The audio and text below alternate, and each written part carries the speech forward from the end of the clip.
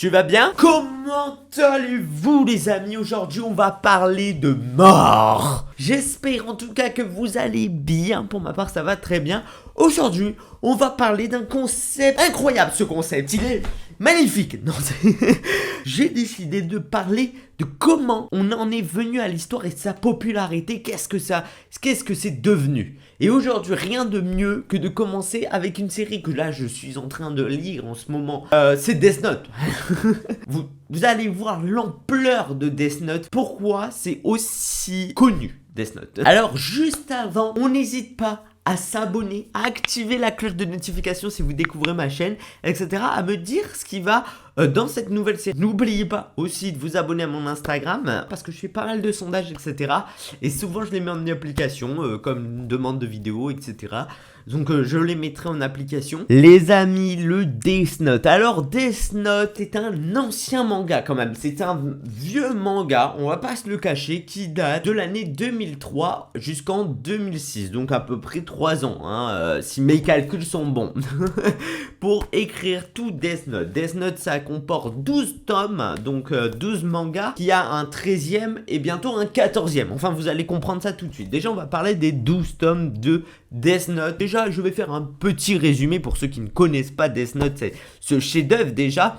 Donc Death Note c'est un manga de type shonen qui est écrit par Tsugumi Ohba et Takeshi Obata. Ça a été publié dans le magazine Weekly Shonen Jump, un magazine très connu dans le Japon, hein. Et par la suite il a été publié en 12 tomes, donc en 12 petites reliures de manga comme nous les connaissons. Je vais vous faire donc le résumé de ce Death Note. Light Yagami qui est un lycéen plutôt surdoué qui juge le monde des criminels, qui est totalement corrompu et pourri. En un jour sa vie va totalement changer. Il ramasse au hasard un cahier qui est intitulé le Death Note. Il ouvre la première page du Death Note et observe qu'il y a des règles, un mode d'emploi et qui indique précisément la personne dont le nom est écrit dans ce cahier meurt. Comme toute personne un peu logique dans sa tête se dit ce n'est pas trop possible, hein, voilà, on est un peu sceptique, tu comprends? Donc là, il fait quoi? Il va décider toutefois de tester le cahier. Comme tout être vivant, on va tester le cahier et on va voir que son pouvoir, il est bien réel. Il rencontre son ancien propriétaire du Death Note, un jeu de la mort qui se nomme Ryuk. Celui-ci déclare volontairement d'avoir laissé ce carnet du Death Note dans le monde des humains pour juste le but de se divertir, tout simplement. Le dieu de la mort se fait tellement chier qu'il va laisser un pouvoir hyper fort dans le monde des humains.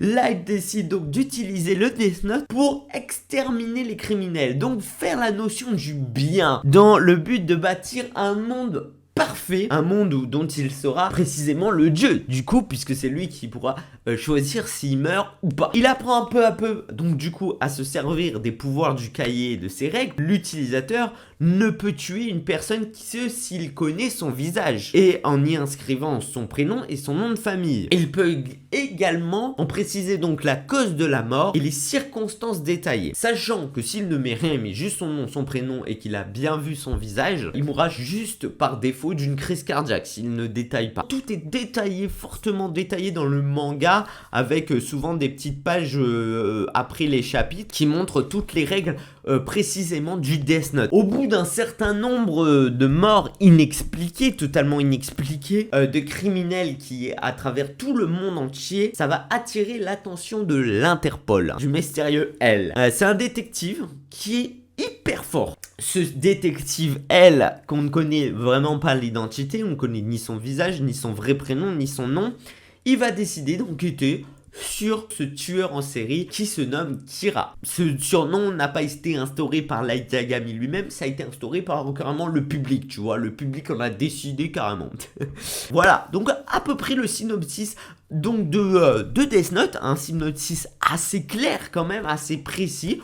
Il veut juste bâtir un monde sans criminel. Comment ces auteurs ont pu écrire ce tel chef-d'œuvre? Alors déjà, on va parler de Tsugumi Ohba, qui est un scénariste. Donc c'est celui qui a écrit tous les textes. Et sachant que si on regarde bien, on le sait très bien, Death Note est un roman.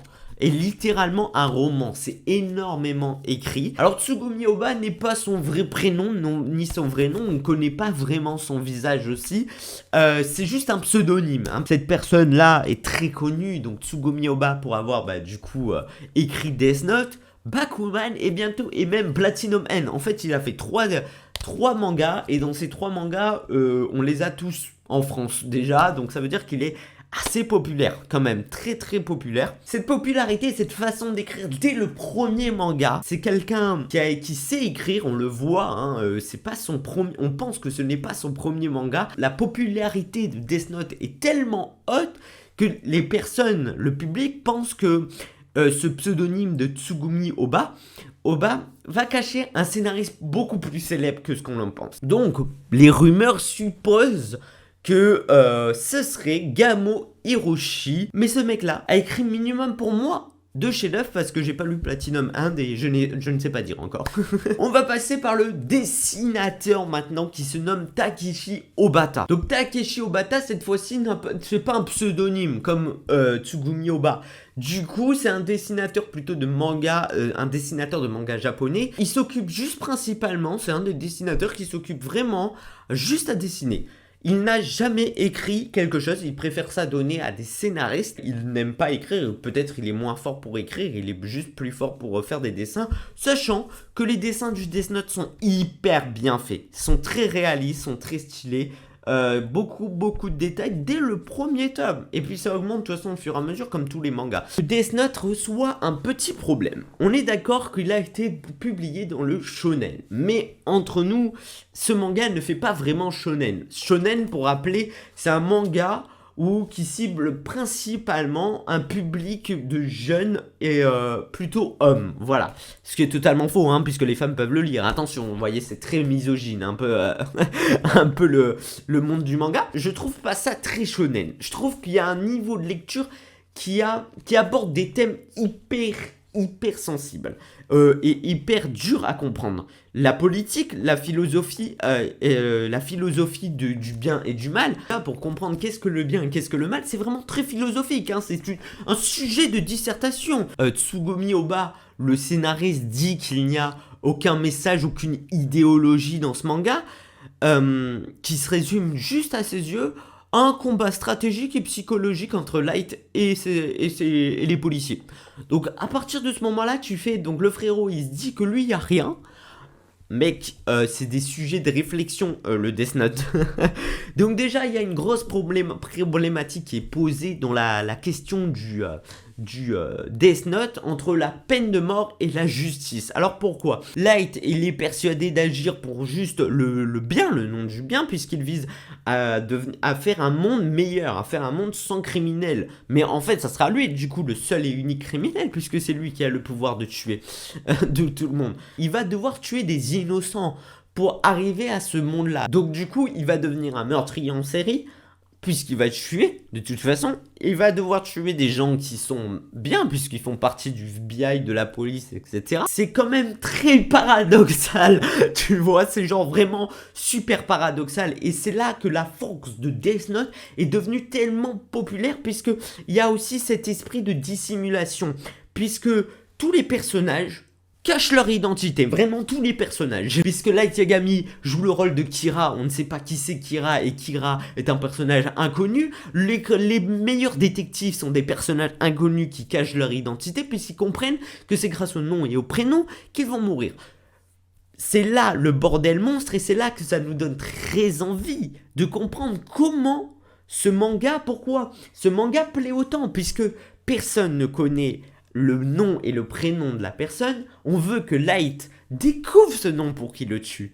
Et là, c'est là la force du manga que je trouve, hein. C'est là vraiment cette force du manga qui donne vraiment envie et à accrocher au public, à accrocher à nous lecteurs. Il nous accroche en haleine parce qu'il y a toujours des intrigues, etc. Et qu'ils sont à 2 doigts à chaque fois de découvrir qui c'est. Donc ça, c'est très très fort. Après avoir fait ce manga, que le manga soit assez populaire quand même pour un shonen qui fait très seinen pour moi, il va y avoir des films qui vont tourner. Des films, mais pas des films normaux en animation, comme un animé avec 33 épisodes, 37 épisodes. Non, ça va être carrément des films en live action. Il va sortir Death Note 2, The Last Name et Elle Change the World. Donc au même moment, deux films sortent, donc en 2006 chacun. Et un autre Elle Change the World qui va sortir en 2008, qui est juste basé sur la vie d'un des personnages principaux. Voilà. Donc ça, ces adaptations en live action a été fait juste au Japon. Puis une grosse live action est sortie aussi, un autre film est sorti en Amérique. Et par juste un très gros fournisseur. Je pense que vous connaissez. Ouais, lui là.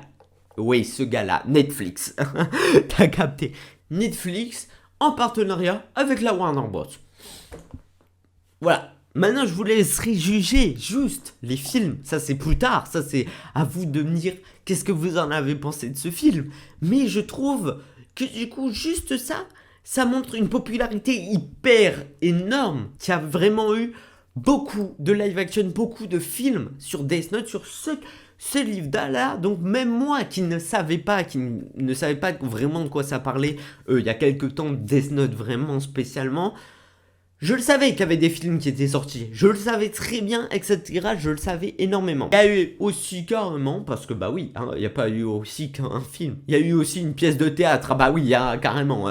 Donc voilà, ça a été un peu l'histoire de Death Note, comment sa popularité est augmentée, comment c'est devenu aussi populaire avec une intrigue tellement énorme, tellement dur à comprendre, pas vraiment shonen dans l'esprit shonen mais seinen en même temps, puisqu'on peut se poser plein de questions et c'est vraiment ce que fait tout le temps. On y font partager une intrigue énorme, puisque chaque personnage dissimule leur vraie identité. Pour en finir, il va créer des one-shots, ils vont créer des one-shots, des mangas one-shot, donc c'est des mangas à histoire courte, à histoire l'histoire courte. Un premier one-shot qui va être instauré dans le tome 13 justement, et dans le deuxième tome, un tome 14 va sortir, où cette fois-ci il y aura deux one-shots qui seront mis en avant. Ça sera le 28 mai 2021 qui sortira ces deux mangas, ces deux histoires one-shot en un manga. Il s'appellera Death Note Short Stories.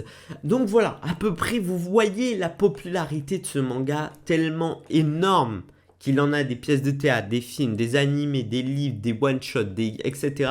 Et pour vous dire que c'est tellement populaire qu'il y en a eu carrément un crime. Vous m'entendez, un crime à la façon de Death Note. C'est en fin septembre 2007. Ça se passe précisément en fin de septembre 2007. La police va trouver plusieurs morceaux de corps d'un homme, notamment le bas de l'abdomen, dans la commune de Forest, à Bruxelles, en Belgique.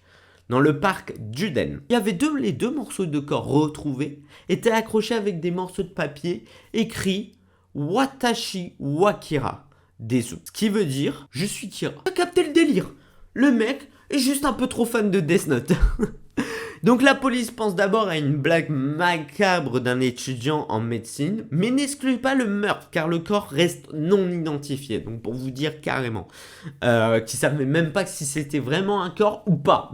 En février 2009, la police découvre qu'il s'agissait bien d'un meurtre. La victime se nommait Sibi Larbi Ezoubarberry, ouais désolé j'écorche le nom, hein. Les meurtriers présumés sont arrêtés en septembre 2010. Ils expliquent que la victime, dont ils ignoraient le nom, résidait avec eux lorsqu'une dispute a éclaté. Les auteurs lui ont demandé de quitter les lieux, mais celui-ci refusa.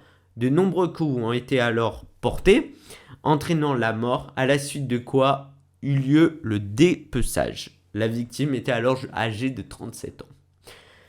Voilà, on finit par cette note positive de Death Note, la mort de quelqu'un. Ah, je vous l'ai dit que ça allait pas être très joyeux, ça on va parler de mort. En tout cas les amis, j'espère que cette vidéo vous aura plu, ça a été vraiment très spécial à tourner. Voilà, très spécial. Je mettrai, dites-moi dans les commentaires comment je peux adapter ça, comment je peux écrire ça. Voilà, dites-moi un peu comment je peux améliorer ce format, etc.